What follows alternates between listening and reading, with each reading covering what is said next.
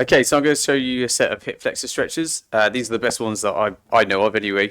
The hip flexor is a muscle that kind of just bridges across the front of your hip here. Okay, typically can feel discomfort during running or cycling. Often a issue for people when it comes to their overall mobility. So I'm just going to show you a few stretches to help open it up.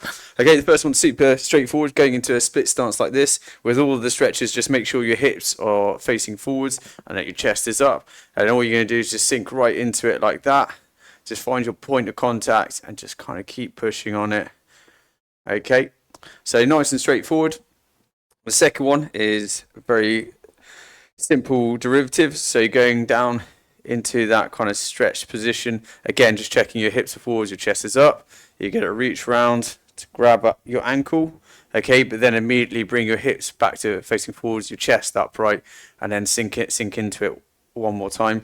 You're not looking to pull up necessarily. You're looking to sink into it. Just having your leg raised like that helps to isolate the hip flexor, which is similar to this third one.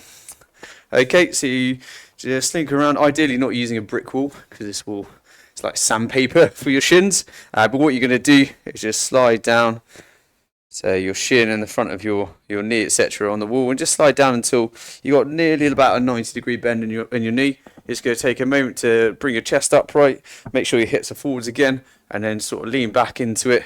And that one will hit your quad as well, but it should get into your hip flexor.